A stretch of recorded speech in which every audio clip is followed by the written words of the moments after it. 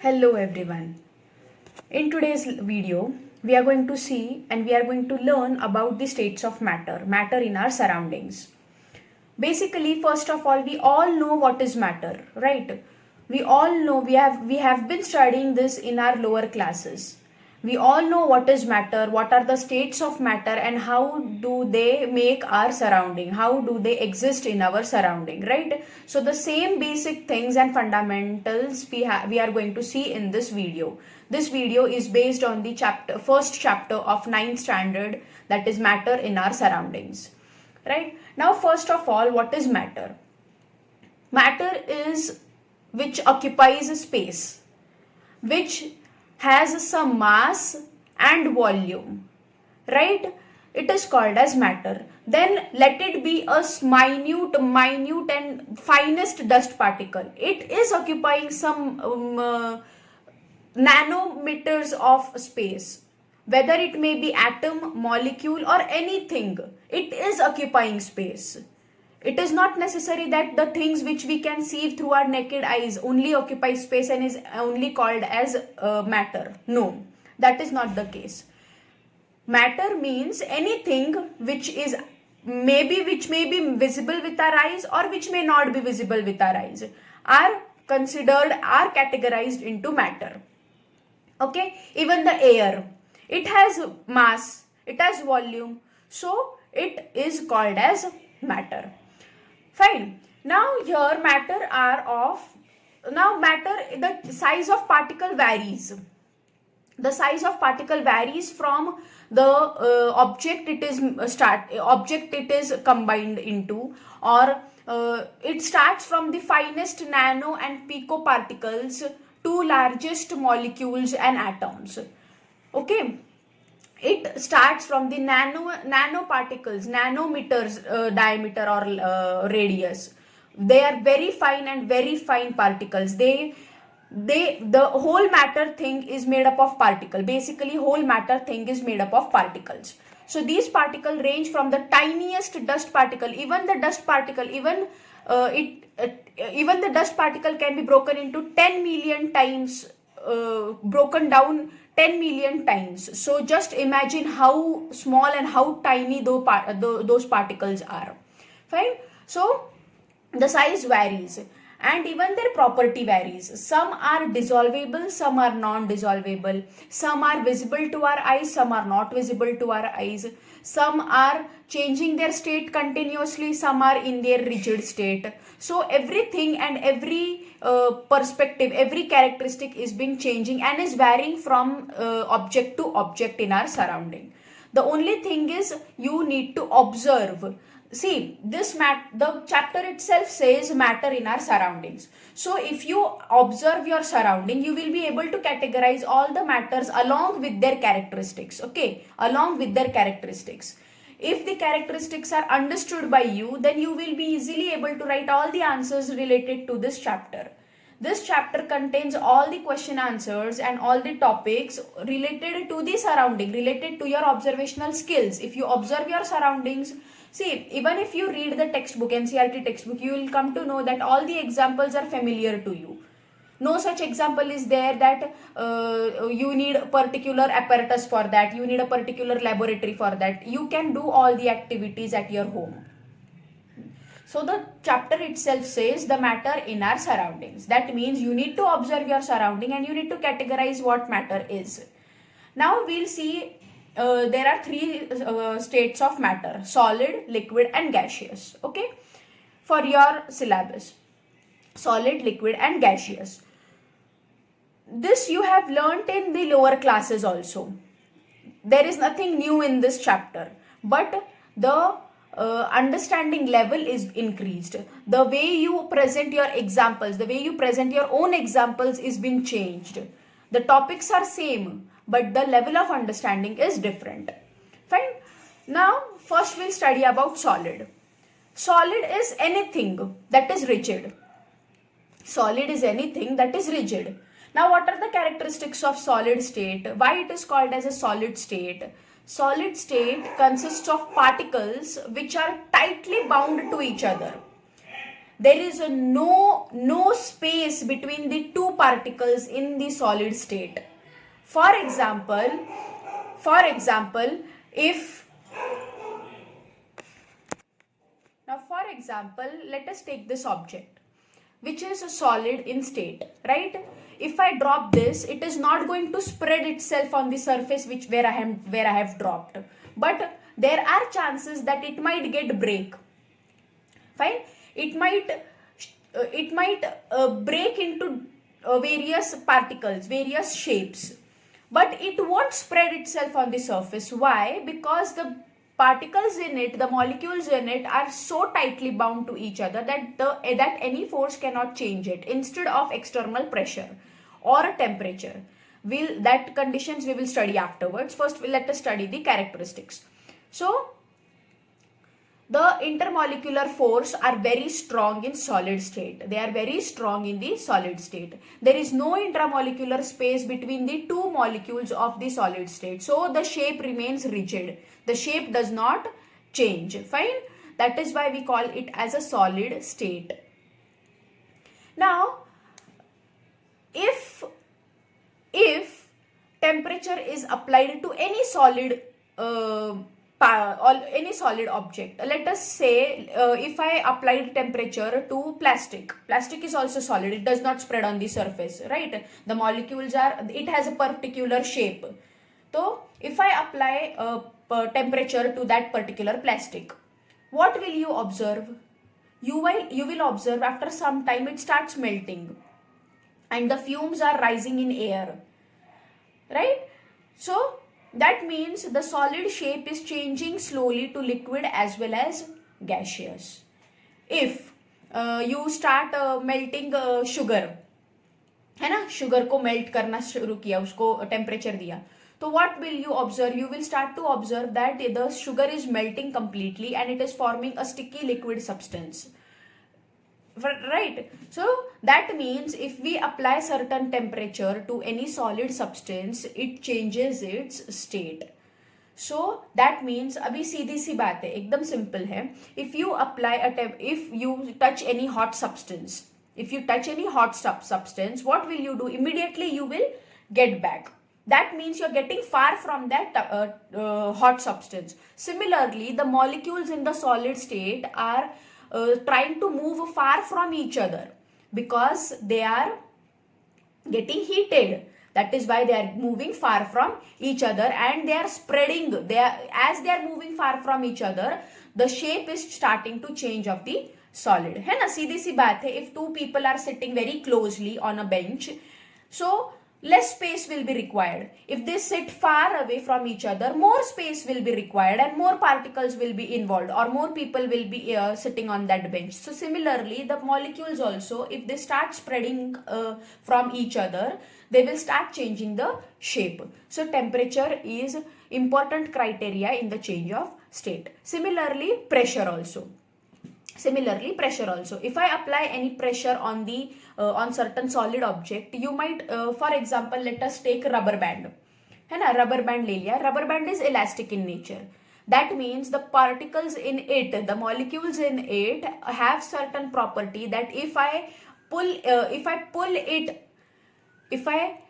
extend it up to certain limit, beyond certain limit, the molecules will start spreading amongst themselves, and eventually the rubber band will change its length, but it will not change its shape or state.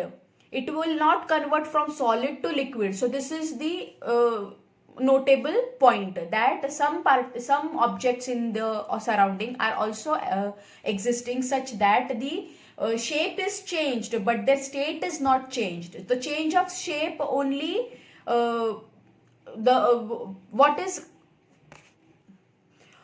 who plays the role in changing of shape of solid?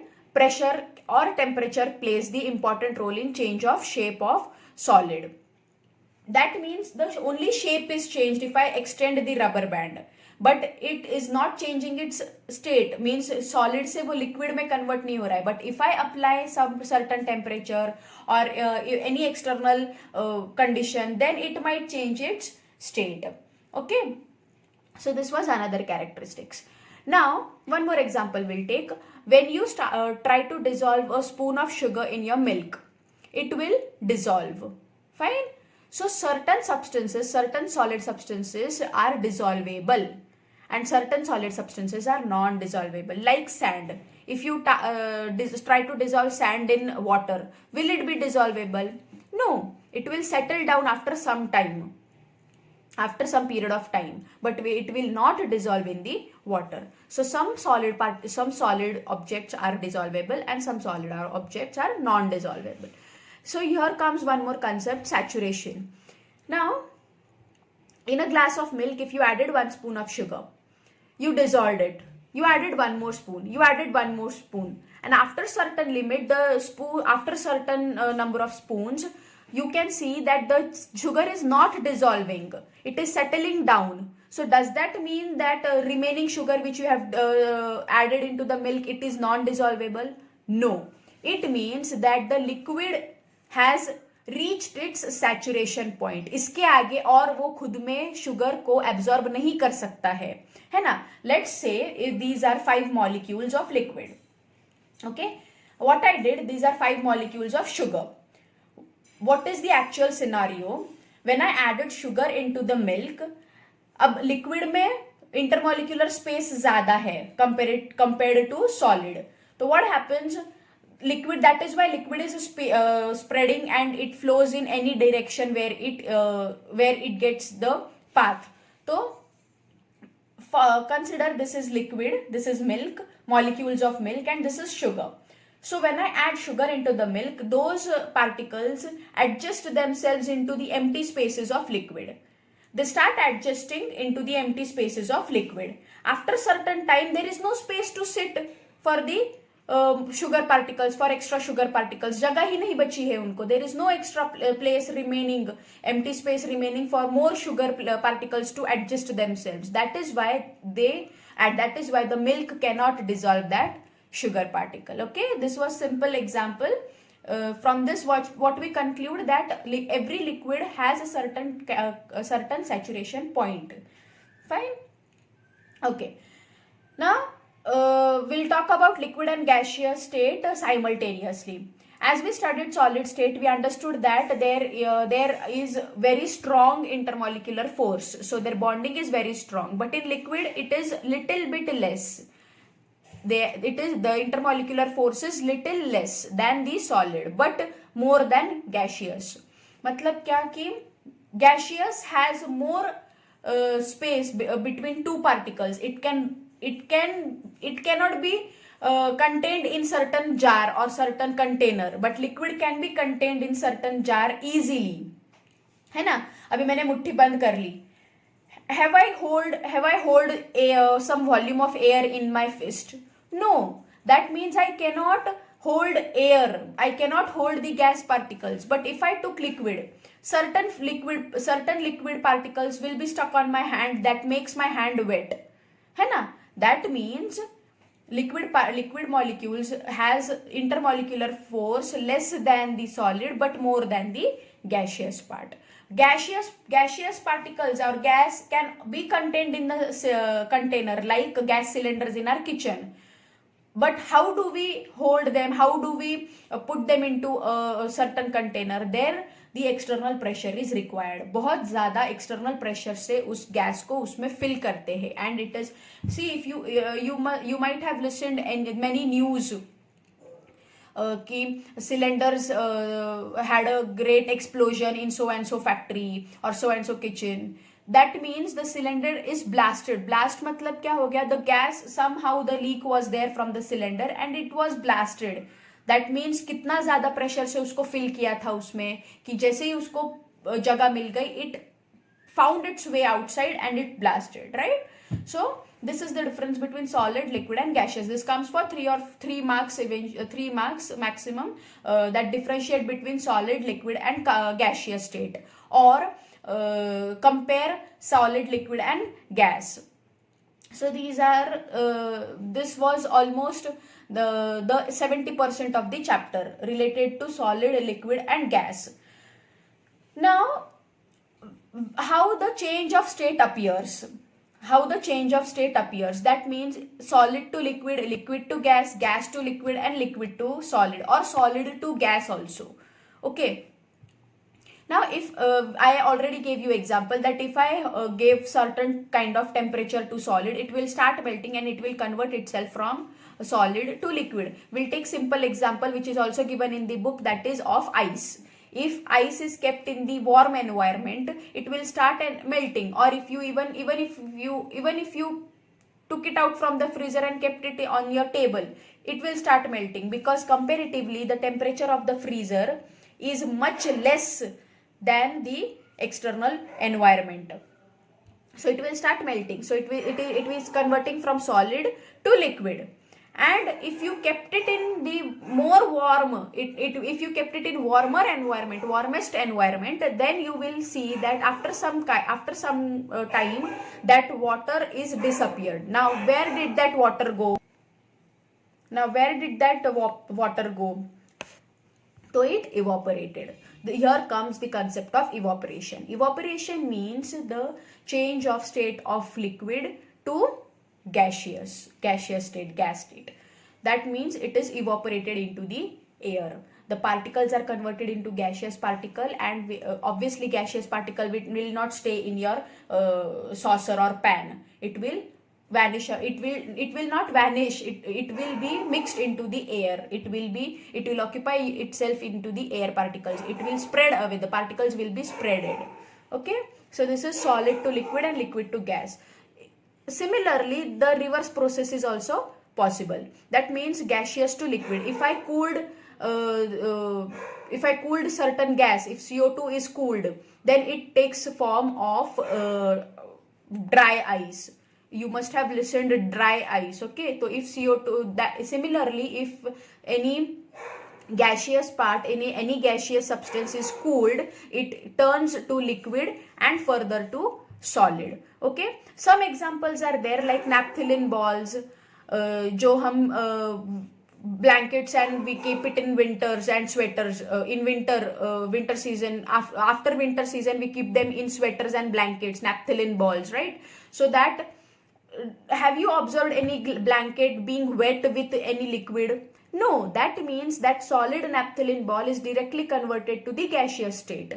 So even solid to gaseous state is also possible, and gaseous to solid state is also possible. So there are number of examples in the chapter related only to your surrounding. This was the basic concept of the chapter and a rough idea of the chapter. If you have any doubt related to this chapter or any question related to the chapter, please drop it in your comment, drop it in the comment box. I'll get back to you. Thank you everyone.